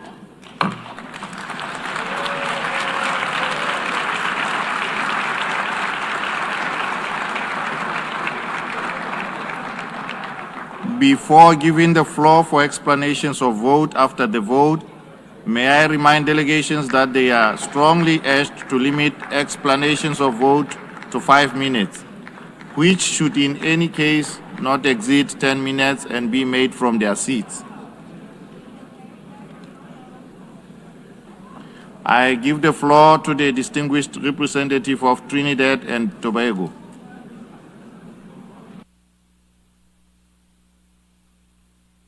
Thank you, Chair. Excellencies, I have the honor to deliver this statement on behalf of the 14 member states of the Caribbean Community, CARICOM, in explanation of our vote. CARICOM voted in support of this resolution because of our historical attachment to the issue of the trafficking of enslaved Africans and the racialized chattel enslavement of Africans. The recognition today by those member states that supported this resolution and the declaration is a critical first step towards redressing the injustices perpetuated over the 400 years of the transatlantic slave trade. In this vein, CARICOM remains a strong advocate for the advancement of reparatory justice for the historical atrocities perpetuated against our forebears during the period of colonialism and the transatlantic slave trade, as well as the persistent legacies thereof. CARICOM therefore reiterates our support in principle for this initiative undertaken by Ghana on behalf of the African Union to advance the issue of reparatory justice. Given the importance of this issue, CARICOM stresses that implementation of the resolution must be done in a collaborative manner and in full partnership with the entire membership. CARICOM commits to contributing to taking forward the implementation of this resolution in line with the region's priorities, including the 10-point plan for reparatory justice. We will continue to engage meaningfully in future discussions on this important issue, including on ways to take forward the important provisions contained in the resolution. I thank you, Chair. I thank the distinguished representative of Trinidad and Tobago. I now give the floor to the distinguished representative of New Zealand.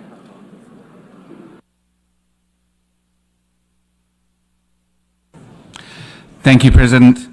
It is clear from the grim testimony that we have heard today that slavery and the transatlantic slave trade were appalling tragedies of an historic scale that constitute grave violations of human dignity and of the fundamental human rights of its victims. New Zealand recognises the profound and lasting impacts of the transatlantic slave trade and thanks Ghana for its efforts in bringing forward this resolution. We acknowledge the historical legacy of the transatlantic slave trade and its lasting impact on many member states, and we welcome the importance placed on continuing education and awareness raising and the increased attention that commemorative events have brought to the issue. New Zealand supports proposals for meaningful, truthful and respectful dialogue among those most impacted, including reparatory justice and reconciliation through appropriate frameworks. We encourage the continued promotion of comprehensive educational programs, memorialization initiatives and research on slavery, the trafficking of enslaved Africans and racialized chattel enslavement of Africans and their consequences. We had hoped to be able to vote in favour of this resolution, but regrettably New Zealand was not in a position to endorse all aspects of the text presented today. New Zealand acknowledges the significance and horrific scale of transatlantic slavery, but it is not able to endorse a text that suggests a hierarchy of crimes against humanity and which has implications for other multilateral processes underway related to the progressive development of international law. New Zealand acknowledges the importance of restorative justice processes, including issues such as reparations, but believes these are more appropriately pursued through relevant judicial tribunals or agreed international legal forums. New Zealand was, unfortunately, not able to vote in favour of the text today, but we thank Ghana and the other co-sponsors once again for the resolution and reaffirm our support for meaningful dialogue, education and progress on addressing the impacts of the transatlantic slave trade. I thank you. I thank the distinguished representative of New Zealand. I give the floor to the distinguished representative of Peru.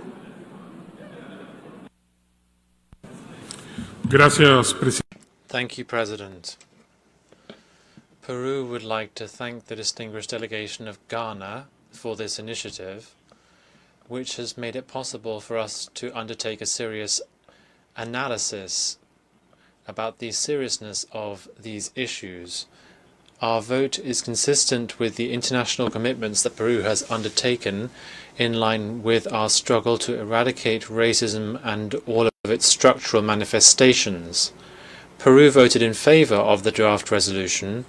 We are convinced that the transatlantic slave trade of Africans and the system of racialized slavery were violations of human rights of such scope that they demand the attention of the international community today. Their consequences are still being felt today in our societies. Our vote is also an act of recognition to the Afro-Peruvian communities. Some 200,000 Peruvians identify as such in our territory. This constitutes about 4% of our national population. But their political, economic, social and cultural legacy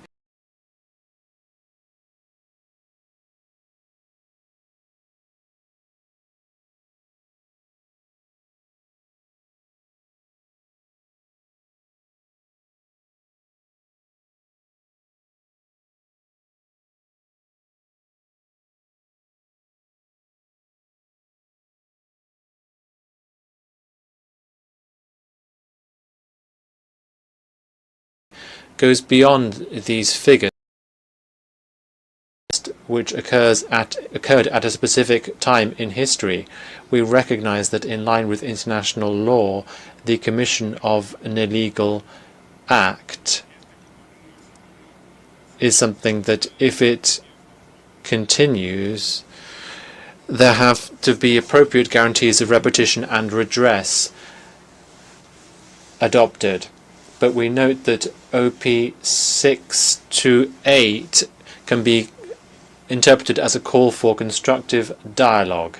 But this is not in prejudice to the establishment of obligations that could be interpreted as legally binding. The quest for justice should be something that is accessible, universal, and inclusive, free from all kinds of discrimination. The principles reaffirmed in this resolution should be a way of guiding states and should contribute to recognizing the dignity of human beings. Finally, we believe that, well, we would have preferred that a resolution on such an important issue should have been adopted by consensus. We reiterate our solidarity with all of those persons of African descent, and we particularly recognize the damaging legacy of slavery that persists today in a world where there is still racial discrimination as a result of this historical legacy. We will continue to work constructively in the context of this dialogue, and we hope that we can achieve this by consensus. Thank you. I thank the distinguished representative of Peru. I give the floor to the distinguished representative of Liechtenstein on behalf of Switzerland and Iceland.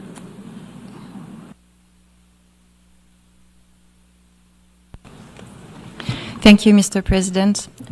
I deliver this joint explanation of vote on behalf of Iceland, Liechtenstein, and Switzerland.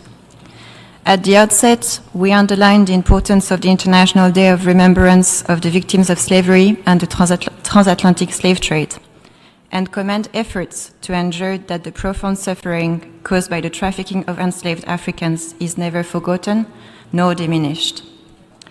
To address the enduring consequences of slavery crimes, Liechtenstein launched the Finance Against Slavery and Trafficking Initiative to combat modern forms of slavery and human trafficking. Against this background, the process leading to the adoption of this declaration is unfortunately a missed opportunity to broaden consensus to galvanize further support. Although we stressed our intention to support the spirit of this initiative, we, alongside others, raised concerns about inconsistencies of the declaration with international law. In particular, the qualification of the Rome Statute protecting civilian populations not only against enslavement, but also against other equally atrocious crimes against humanity. This is all the more regrettable as discussions on the inclusion of slavery crimes in the definition of crimes against humanity are taking place at the moment, both as part of the efforts to draft a convention on the prevention and punishment of crimes against humanity, and also within the framework of the Rome Statute. These discussions are essential to guarantee that such atrocities are not repeated and that modern forms of slaveries do not go unpunished. For these reasons, while we strongly support the underlying objective of recognition, we were unfortunately not in a position to vote in favor of the resolution as adopted. We remain committed to engaging constructively and support the remembrance of the trafficking, the transatlantic slave trade consistent with international law.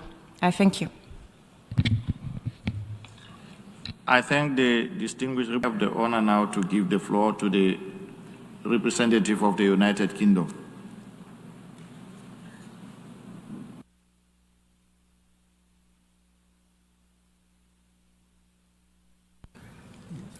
Thank you.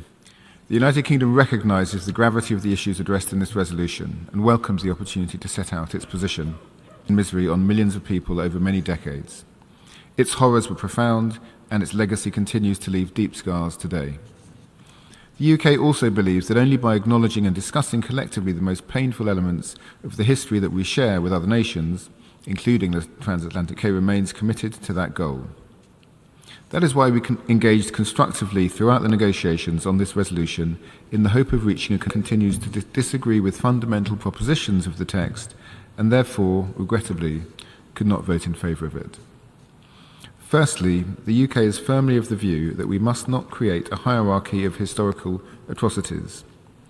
Doing so simplifies the complexity and vast scale of suffering endured in different contexts. It risks diminishing the experiences of communities whose trauma and suffering was felt just as strongly. No single set of atrocities should be regarded as more or less significant than another. We should approach all historical injustices with the same seriousness, empathy, and respect to ensure that no one group is made to feel that their suffering is being overshadowed or treated as secondary. Furthermore, it's essential and integral to the rule of law that the formation and evolution of international law is governed by clear and well-defined principles. The principles of intertemporality and non-retroactivity are long-standing tenets of international law. They are essential to ensuring legal stability. According to the intertemporal rule, the applicable law is the law of the relevant time. International courts and tribunals have routinely upheld these principles. There is equally no duty to provide reparation for historical acts that were not, at the time those acts were committed, violations of international law. These principles cannot be circumvented by recourse to the concept of continuing harms. The UK welcomes that states have developed international law such that today's slavery and the slave trade are rightly prohibited by treaties and under customary international law, and enslavement is now recognised as a constituent element of a crime against humanity. Nonetheless, it's important to acknowledge with deep regret that the prohibitions on slavery, the slave trade, and what are now considered crimes against humanity had not yet been established in international law at the time of the transatlantic slave trade. None of the recognised sources of international law, as set out in Article 38 of the Statute of the International, appreciates that Ghana, on behalf of the African Union, consistently stressed that this resolution was not to be read as a legal document. This was restated by the drafters at every informal consultation. In this context, the UK and others offered specific language to move the text away from legal to political discourse, while still reflecting that by the Sixth Committee. Again, this was met with the response that this was a political declaration. The United Kingdom is keen to underscore this point on the AU's intention, while we continue to... I thank the distinguished representative of the United Kingdom. I give the floor to the representative of the Kingdom of the Netherlands. The Kingdom of the Netherlands remains firmly committed to addressing racism and discrimination. We share the importance that the African group attaches to the lasting consequences of slavery and the transatlantic slave trade. We fully recognize the profound injustice of this history and its continued impact today. In December 2022, the Prime Minister of the Kingdom of the Netherlands offered formal apologies for the actions of the Dutch state, as well as to all their descendants up to the present day. In July 2023, His Majesty King Willem-Alexander apologized for the Netherlands' slavery past. As a member of the European Union, efforts by Ghana and the African Union to bring forward this important initiative. In this vein, I would like to also say that we align ourselves with the statement delivered by the EU, and we sincerely regret that no consensus could be reached on a formulation that addresses key legal and substantive concerns. Having said that, the Kingdom of the Netherlands cannot support references that suggest the retroactive application of international law, the violation of international law at the time they were committed. We also cannot agree to the introduction or to references related to the non-applicability of statutory limitations. For these reasons, Mr. Chair, and despite the importance we attach to this very subject matter, my delegation has abstained on this resolution. Thank you, Mr. Chair.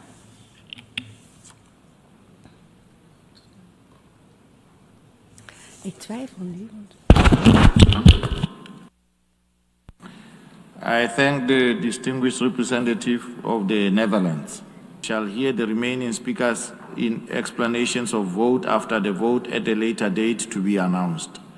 The Assembly has thus concluded this stage of its consideration of Agenda Item 119. Before adjourning the meeting, I will announce the results of the secret ballot.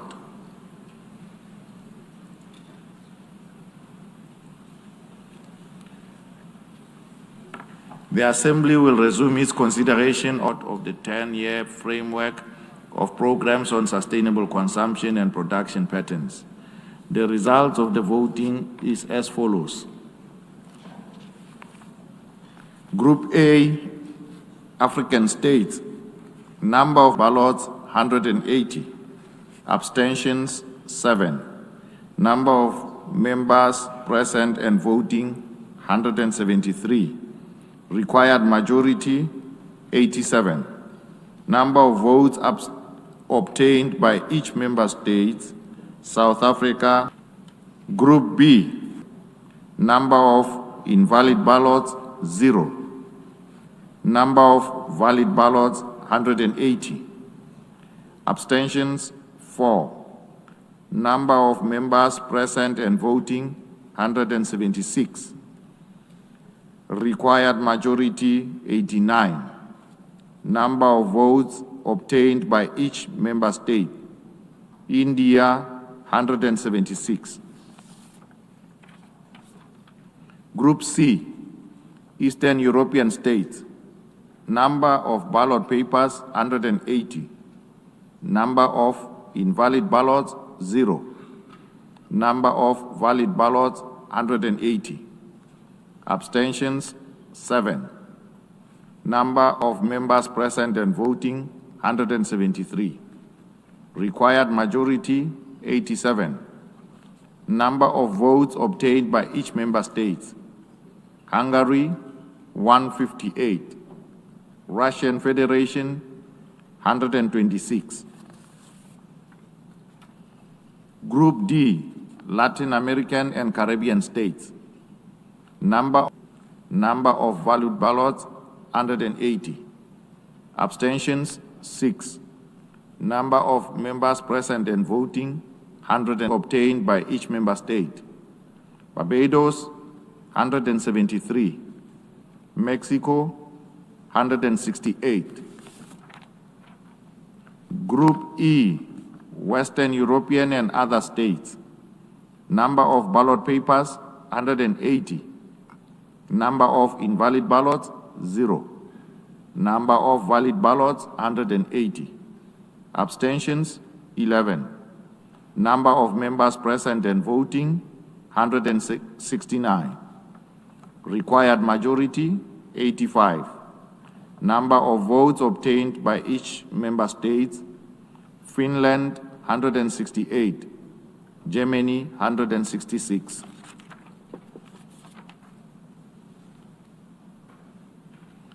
The following states have thus been appointed as members of the board of the 10-year framework of programs on sustainable consumption and production patterns for a term beginning on 25 March 2026 and ending on 24 March 2028. Barbados, Finland, Germany, Hungary, India, Mexico, the Russian Federation, and the Republic of South Africa. I thank the tellers for their assistance. Members are reminded that the following vacancies remain to be filled for a term beginning on the date of the appointment and expiring on 24 March 2028. One member from among the African states and one member from the Asia-Pacific states. The Assembly has thus concluded this stage of its consideration of sub-item 1 of Agenda Item 115. I thank the interpreters for the extension granted. The meeting is therefore adjourned.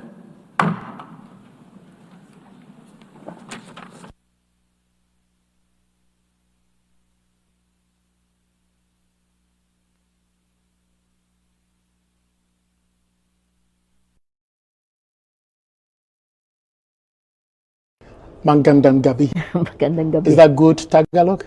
It's okay. Magandang tanghali.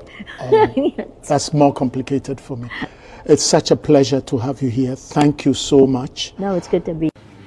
That is surprising because we have, in this resolution, talked about frameworks we should put in place that will take care of the consequences. We all know that the consequences of the transatlantic slave trade has been the